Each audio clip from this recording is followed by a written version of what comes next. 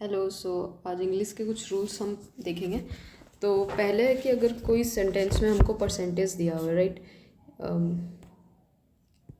कोई परसेंटेज दिया हुआ है जैसे कि 33% या 20% या फिर कुछ फ्रैक्शन दिए हुए हैं जैसे कि 1/3 2/3 इस तरह से, तो जो वर्ब आती है हमारी वो एज पर होल आएगी। यानी 1/3 ऑफ किसका, सिटी, तो सिटी क्या सिंगुलर है तो यहाँ पे आएगी सिंगुलर वर्ब। जैसे कि 1/3 ऑफ द पीपल किल्ड, तो यहाँ पे क्या आएगा, आर आएगा। क्यों, एज पर होल की 1/3 ऑफ किसका, पीपल, पीपल क्या है, पीपल के लिए आएगा आर, प्लूरल। और ये हो गया रूल। और एक चीज़ और ध्यान रखनी, जैसे अगर 1 आ रहा है तो 1 के साथ क्या आएगा, 1/3 1/4। बट यही अगर 2 3 4 इस तरह से आ रहे हैं जैसे कि 2/3 आएगा, है ना, 2/3 हो गया, या फिर 3/4 ऐसा आएगा, तो ये वाली गलती भी ना हो। तो ये दो तरह की मिस्टेक हो सकती है, तो ये 1/3 2/3, ठीक है। और इसमें जो वर्ब आती है वो एज पर यहाँ पे होल हमको देखना है कि क्या वर्ब आएगी। फिर अगला रूल है मैनी अ स्टूडेंट, लिखा हुआ है, मान लो अलग अलग टाइप के सेंटेंस होते हैं जैसे many a student, many students. फिर है हमारा अ great many students, more than 1 student, मोर देन 2 स्टूडेंट्स। तो इसमें जो ये तो देखो सिंपल से है, मैनी स्टूडेंट्स यानी बहुत सारे स्टूडेंट्स, यहाँ पे आ जाएगा आर, तो ये हो गया many students are waiting. A great many का भी वही मतलब होता है कि बहुत सारे, तो अ ग्रेट मैनी स्टूडेंट्स के साथ भी आर आ जाएगा। ये तो ये दोनों तो हो गए हमारे सिंपल। फिर उसके बाद में अगर लिखा हुआ है कि मैनी अ स्टूडेंट या फिर लिखा हुआ है मोर देन 1, है ना, तो पहले हम मैनी अ स्टूडेंट का देखते हैं। तो इसमें जो नाउन आती है ए के बाद में वो यहाँ पे सिंगुलर ही आती है, many a student is waiting, क्योंकि हम यहाँ पे सिंगुलर बहुत सारे बच्चे हैं, लेकिन many a student, but individual level पे हम बात कर रहे हैं। Many a student is waiting, तो यहाँ पे मैनी अ स्टूडेंट्स आएगा तो गलत हो जाएगा, मैनी अ स्टूडेंट ही सही है और उसके साथ इज़, तो नाउन और वर्ब दोनों सिंगुलर, ये इंपॉर्टेंट है। फिर ये है मोर देन 1 स्टूडेंट और एक है मोर देन 2 स्टूडेंट्स। तो ये 1 स्टूडेंट तो इसका जैसा ही हो गया कि more than 1 student is waiting आएगा। बट अगर मोर देन 2 स्टूडेंट्स, स्टूडेंट्स के साथ क्या आएगा, आर, ठीक है। तो मैनी अ के साथ singular noun singular verb same more than 1 के साथ। फिर है मैनी बहुत सारे या अ ग्रेट मैनी, बहुत सारों के साथ क्या आएगा, प्लूरल नाउन और प्लूरल वर्ब, ठीक है। और तो हो ही गया है, ग्रेट मैनी हो गया। ये वाला हमने देख लिया है कि मोर देन 1 स्टूडेंट आ रहे हैं तो 1 के हिसाब से 1 student is waiting, more than 2 students are waiting. फिर है हमारा अगला कॉन्सेप्ट पे हम आते हैं। अगला कॉन्सेप्ट में अ नंबर ऑफ, और एक होता है the number of. A number of का मतलब होता है बहुत सारे, तो बहुत सारे तो यहाँ पे नाउन भी प्लूरल आते हैं और वर्ब भी। बट अगर द नंबर ऑफ लिखा हुआ है इसका मतलब होता है संख्या, या फिर काउंटिंग के लिए हम यूज़ करते हैं, तो ये पता होना भी बहुत ज़रूरी है।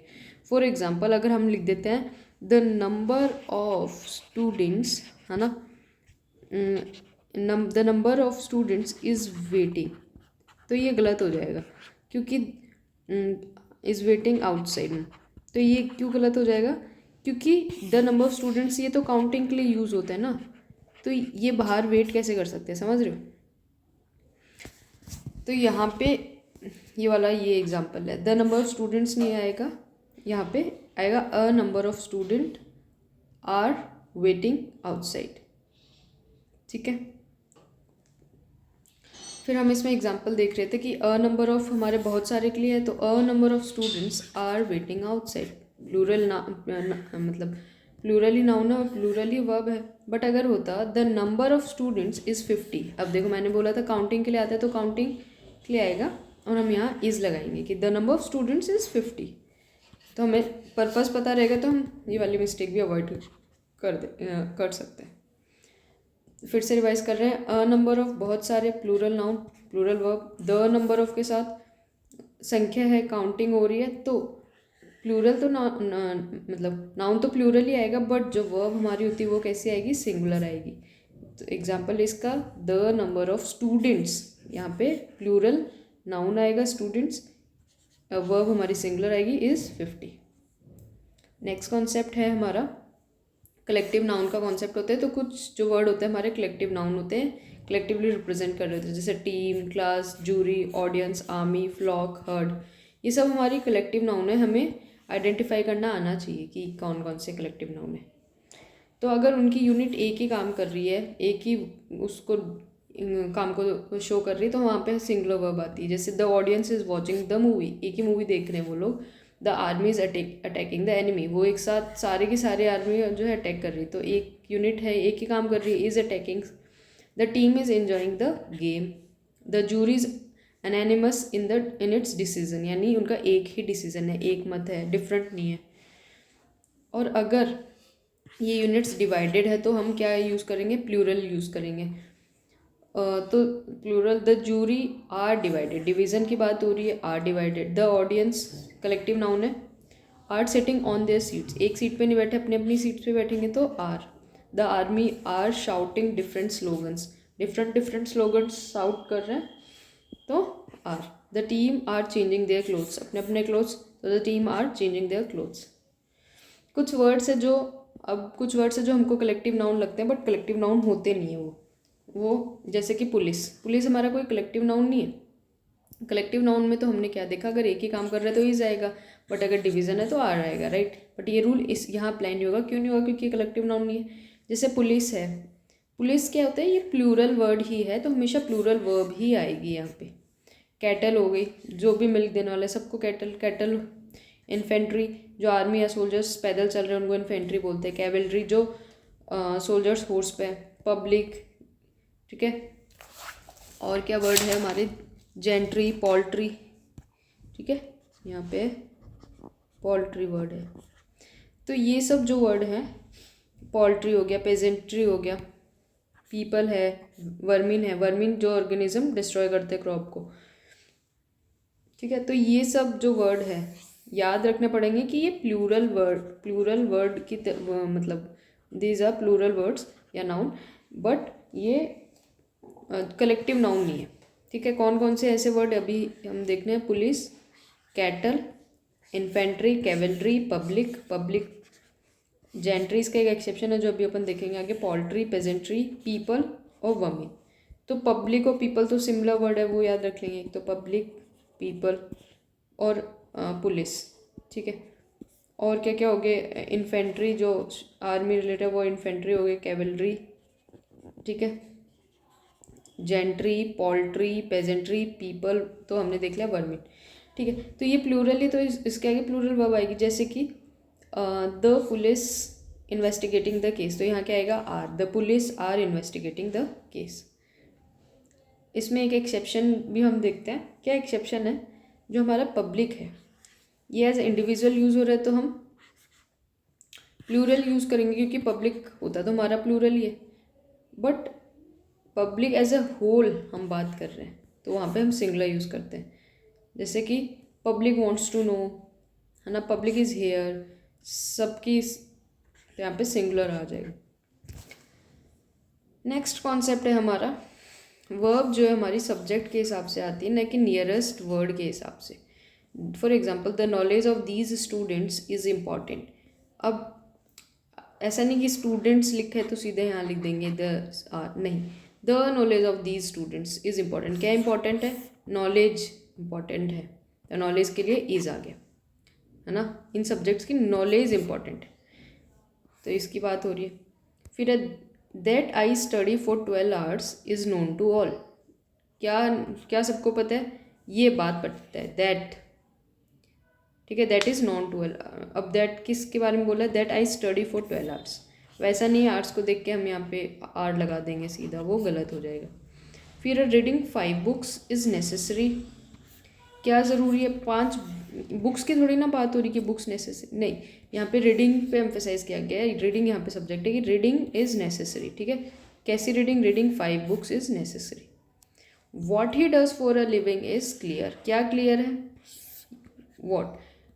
वॉट इज़ क्लियर, जो वो काम करते हैं, ही डज फॉर अ लिविंग, तो सेंटेंस को समझ के हमको करना है, what he does for a living is clear. तो वर्ब हमेशा नियरेस्ट जो वर्ड है उसके हिसाब से नहीं आएगी, किसके हिसाब से आएगी, सब्जेक्ट के हिसाब से हमें देखनी होती है। अब ये तो हमारी होगी इज़ के लिए सिंगुलर वर्ब की हमने देखी एग्जांपल्स। अगर हम बोलते हैं कि reading 3 books and writing 2 essays, अब यहाँ पे क्या आएगा, आर आएगा। क्यों? एक तो रीडिंग भी ज़रूरी है, राइटिंग भी ज़रूरी है। रीडिंग दीज बुक्स 3 बुक्स और राइटिंग 2 एसेज। अब है what he does for a living and where he lives are clear. क्या क्या क्लियर है? 2 बात क्लियर है, एक तो ये वाली बात क्लियर है कि ये पूरी बात क्लियर है। ठीक है, तो ऐसा नहीं कि लिव्स के हिसाब से इज आ जाएगा, ही लिव्स, ऐसे नहीं। What he does for a living and what he lives are clear, 2 बात क्लियर है हमको। That he is a good boy and he goes to school daily are known to us. क्या क्या सबको पता है? एक तो ये बात सबको पता है, एक ये बात सबको पता है। ठीक है, तो 2 बात हो रही है, तो आर आ जाएगा। फिर एक हमारा लास्ट 2 रूल्स और बचे हैं। फिर है कॉन्सेप्ट ऑफ रिलेटिव प्रोनाउन। इसमें क्या है कि देखो, ये हमको पता है कि इट के साथ हमेशा सिंगुलर वर्ब आता है, इट के साथ कभी भी प्लूरल वर्ब नहीं आता। जैसे कि इट इज़ ही आएगा, इट आर नहीं आ सकता है कभी भी, ये गलत हो जाएगा। इट के साथ हमेशा सिंगुलर आएगा, इट इज़। तो है it is Ram who has done it. अब यहाँ पे जो है सिंगुलर आएगा प्लूरल, ये किस पे डिपेंड करता है? हु से। हु किसके लिए यूज़ हो रहा है? राम के लिए, तो राम के लिए क्या आता है? Has. It is Ramesh who has done it, है ना। किसकी बात हो रही है? रमेश ने। It is the people who, अब हु किसके लिए यूज़ हो रहा है? पीपल के लिए। पीपल हैव डन इट, किसने किया है? हु। तो हम यहाँ पे देखेंगे पीपल, फिर उसके हिसाब से क्या आ जाएगा? Have. It is those 2 men। अब हु हैव प्लूरल की बात हो रही है, तो जब सिंगुलर है तो यहाँ पे हु के बाद हैज़ आ गया। बट अगर प्लूरल है, हु अगर प्लूरल के लिए यूज़ हुआ है तो यहाँ पे प्लूरल वर्ब आ जाएगी, हैव। तो इट हमारा as a pseudo subject use होता है। ठीक है, तो ये ध्यान रखेंगे। नेक्स्ट कॉन्सेप्ट है हमारा one of the. One of the का मतलब क्या होता है? बहुत सारे में से एक। तो वन ऑफ द, बहुत सारे में से एक, तो यहाँ पे नाउन कैसे आएगा? प्लूरल आएगा, बहुत सारी जो भी चीज़ है। जैसे कि वन ऑफ द स्टूडेंट्स, है ना, वन ऑफ द स्टूडेंट्स, तो प्लूरल नाउन आता है। उसके बाद अगर ये आता है हु, विच, दैट, हुम, तो आगे वर्ब भी कैसे आएगी? प्लूरल। क्यों? क्योंकि हमने अभी ऊपर ही देखा है कि हु किसके लिए आता है, यहाँ पे जो लिखा है उसकी बात हो रही है। तो ये अगर नाउन प्लूरल है तो उसकी वर्ब भी तो प्लूरल होगी। ठीक है, फॉर एग्जाम्पल ये है one of the students who, students who से पहले क्या है? स्टूडेंट्स, तो यहाँ पे आ जाएगा have. One of the students who have done it, it के बाद क्या आएगा लेकिन? Is. One of the students who have done it is Ram. क्यों? क्योंकि इट किसके लिए यूज हो रहा है? वन ऑफ द, है ना। वन ऑफ द तो सिंगुलर होता है, तो वन ऑफ द के हिसाब से यहाँ पे क्या आ गया? It is Ram. तो इसको समझने के लिए सेंटेंस को ऐसे भी लिख सकते हैं कि Ram is one of the students who have done it. ठीक है, बट इसको हम ऐसे घुमा के लिखते हैं कि one of the students who have done it is Ram. तो ये she is one of the girls who have topped the exam. ठीक है, वन ऑफ द, यहाँ पे आ गया plural noun, girls who have topped the exam. समझ आ रहा है? अब देखो हु के बाद में यहाँ हैव क्यों आ रहा है? बिकॉज यहाँ गर्ल्स की बात हो रही है। ठीक है, who have topped the exam. अब वन ऑफ माई गोल्स, मेरे बहुत सारे गोल्स हैं, उसमें से एक जो गोल है वो क्या है? Is to become a doctor.